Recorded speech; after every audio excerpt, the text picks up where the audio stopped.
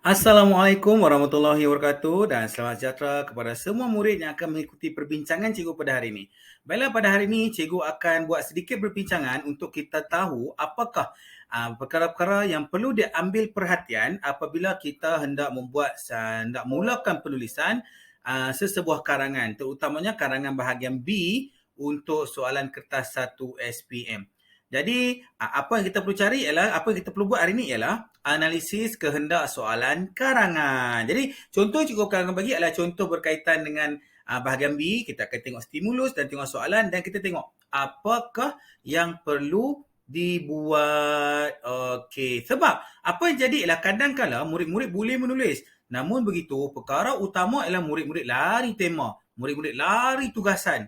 Jadi apabila lari tema, lari tugasan atau dipanggil sebagai lari tajuk, maka murid-murid tetap tak boleh skor. Disebabkan ini channel Jom Skor, jadi kita kena betulkan benda tu. Okey, baik. Jom kita mulakan. Baiklah, sebelum kita lihat kepada soalan, cikgu nak kenalkan dulu kepada analisis tertupif. Apa itu analisis tertupif? Okey, analisis tertupif ialah kita perlu beri tumpuan urutan ya. Pertama sekali kita perlu beri tumpuan pada tema. Kemudian kita perlu tengok tugasan dia. Lepas selesai tengok tugasan, kita tengok pihak yang terlibat. Ini 3 perkara yang sangat penting yang kadang-kadang dipandang enteng oleh murid-murid. Terutamanya yang 3 tu, pihak yang terlibat. Kadang-kadang dia nak pihak ibu bapa tapi murid-murid bagi semua pihak. Itu satu kesalahan yang jelas untuk menghalang murid-murid untuk mendapat markah yang tinggi. P, pihak. I, isi yang diberikan. Ini trend sekarang. Soalan sekarang trendnya ialah dia akan berikan isi sikit untuk kita pakai. Kalau tak pakai isi tersebut, kita tak akan dapat markah cemerlang lah. Sebab ibarat macam orang dah beri, kita tak mau pakai pula. Okey, dan yang terakhir F, format. Ini tak semualah. Adapun cikgu kadang-kadang format, kadang-kadang ciri-ciri soalan itu sendiri. Nanti kita tengok ada satu contoh ciri-ciri soalan yang agak pelik daripada biasa. Tapi selain dari ciri-ciri soalan, kita perlu tengok format. Jadi, tema, tugasan, P, pihak, I, isi, F, format. Tertupif. Okey, jom kita tengok soalan yang pertama. Apabila dapat soalan, perkara pertama yang murid perlu baca ialah soalan. Jangan baca lagi stimulus. Sebab stimulus ni dia baca tak ada masalah. Cikgu sedang bercakap berkaitan dengan macam mana kita nak lebih faham. Untuk lebih faham apa tugasan kita, apa tema ya, kita baca soalan dulu. Kemudian baru baca stimulus. Stimulus tu yang dalam petak tu. Itu stimulus kita panggil. Okey, kita tengok. Petikan di atas menjelaskan semangat hidup berjiran perlu dititik beratkan dalam kehidupan seharian kerana jika dibiarkan akan menjejaskan perpaduan negara. Pada pendapat anda, apakah usaha-usaha yang perlu dilakukan untuk mengeratkan hubungan kejiranan? Jadi kita dapat soalan ni. Jadi apabila dapat soalan ni, perkara pertama kita cari ialah tertupif. Cikgu belum baca lagi atas tu, maklumat yang ditulis kat atas tu. Cikgu buat analisis tertupif. Tema. Jadi tema dia dekat sini, semangat kejiranan.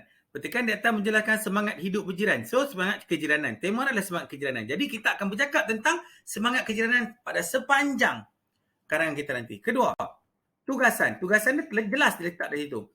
Pada pendapat anda, apakah usaha-usaha? Jadi tugasan dia adalah usaha-usaha. Okey, tertupif. Pihak. Ada tak pihak? Pada pendapat anda, apakah usaha? Dia tak bagi pihak lah. Jadi pihak tiada. Bila tak ada pihak, semua boleh buat. Sama ada kerajaan, ibu bapa, swasta, sekolah, masyarakat, semua tu boleh buat. Okey? Semua boleh ambil tindakan.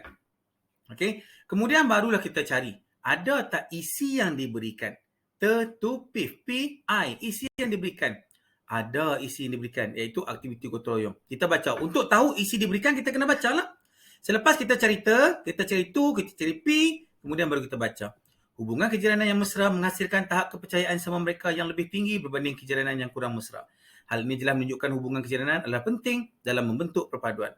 Hubungan kejiranan yang penting baik ini boleh dizahirkan melalui sumbangan penduduk melalui aktiviti dijalankan secara bersama-sama seperti aktiviti gotong royong. Itu isi tu dan sebagainya. Oleh itu hubungan kejiranan yang baik adalah amat usaha bagi membolehkan penghuninya menjalani kehidupan yang baik dan sempurna. Jadi kalau kita tengok dekat sini, ada satu isi diberikan iaitu aktiviti gotong royong. Wajib dibincangkan dalam karangan kita. Dan kita tengok ada format tak? Tak ada format dekat sini. Format tiada. Jadi buat karangan seperti biasa saja. Okey, untuk lebih faham, jom kita tengok soalan yang kedua. Kita seperti biasa baca soalan dulu. Selain faktor vandalisme yang dinyatakan di atas, huraikan faktor-faktor berlakunya gejala tersebut. Okey, kita tengok yang pertama sekali tema. Vandalisme. Temanya adalah vandalisme. Tugasan. Faktor-faktor. Kemudian apa? Pihak yang terlibat. Ada tak pihak yang terlibat? Tiada pihak yang terlibat. Semua pihak boleh. Mungkin pemantauan kerajaan sendiri, atau mungkin sikap ibu bapa yang tak mendidik anak dari kecil, atau mungkin sikap diri sendiri tu yang tak indah. Okey? Kita seterusnya tengok isi yang diberikan. Vandalisme bukanlah perkara baru, bahkan dianggap sebagai gejala yang sukar dibendung. Vandalisme sering dikaitkan dengan aktiviti memusnahkan hartawan yang berlaku disebabkan oleh sikap masyarakat tidak prihatin. Dah ada satu isi dekat sini. Sikap masyarakat yang tidak prihatin akan perkara berlaku sekeliling. Jadi, sikap masyarakat tidak prihatin adalah isi. Tapi ingat F, format atau ciri-ciri soalan. Kamu tengok ada selain. Dia ada selain dekat situ. Ada selain dekat situ. Bila selain dekat situ, selain yang dinyatakan. Jadi yang tadi kita kata isi tadi, isi tu tak mau dah masyarakat kena ambil isi lain pula. Mungkin sebab kerajaan, mungkin sebab individu itu sendiri, atau mungkin pemantauan daripada pemantauan dari ibu bapa tu kurang, atau masalah macam-macam lah. Asalkan bukan masyarakat. Bukan masyarakat yang tidak prihatin. Kena isi lain. Ini cikgu cakap. Jangan ambil mudah kepada ciri-ciri soalan macam ni. Okay? Ciri-ciri selain faktor vandalisme yang dinyatakan di atas. Selain faktor masyarakat tidak prihatin tu lah. Kalau masyarakat tidak prihatin, susahlah markah kita akan tinggi. Susahlah markah kita nak tinggi. Sebab dia dah cakap tak mau masyarakat tidak prihatin. Kita tetap urai tentang masyarakat. Jadi kita macam tak dengar cakap lah. Itu maksudnya. Okay, soalan ketiga. Soalan tak ada. Bincangkan. Cikgu cakap. Baca soalan dulu baru stimulus. Ni soalannya bincangkan. Itu saja. Jadi mau tak mahu, kita perlu baca stimulus terus. Okey, dalam stimulus, apa dia cakap? Menurut Bisyarakat Fakulti Ekonomi dan Muamalat Universiti Sains Malaysia, USIM, banyak persediaan yang perlu dilakukan oleh murid untuk melanjutkan pelajaran ke Universiti Pendidikan Tinggi, pengajian tinggi. Persediaan tersebut termasuk dalam melakukan kajian untuk mencari maklumat yang berkaitan dengan kursus yang diminati, menguasai kemahiran bahasa asing, serta persediaan dari segi mental dan fizikal. Jadi, temanya apa? Temanya tu dekat situ. Tema dia pendidikan, itu melanjutkan pelajaran tu. Tema dia berkaitan pendidikan. Apa tugasannya? Tugasannya dekat persediaan. Tu banyak persediaan yang perlu dilakukan. Tu tugasannya kita kena buat persediaan. Okey, siapa yang terlibat? Pihak yang terlibat. Pihak dia mesti murid. Sebab kan dia tak cakap anda, jadi tak perlulah saya. Kita boleh cakap kita, cakap murid. Kita semua boleh. Sebab kita mewakili murid untuk bercakap. Atau kalau kita tak yakin untuk cakap, kita tu cakap je murid-murid, semua pelajar, kita boleh guna macam tu. Okey, kemudian tema, tugasan, pihak. Maksudnya apa? Isi dalam stimulus. Kita tengok isi dalam stimulus. Untuk mencari maklumat yang berkaitan dengan diminati. Melakukan kajian untuk mencari maklumat. Satu. Menguasai kemahiran bahasa asing. 2 isi diberi. Persediaan dari segi mental dan fizikal. 3 isi dah diberikan. Jadi ketiga-tiga ni kena buat apa? Tiga-tiga ni perlu dibincangkan.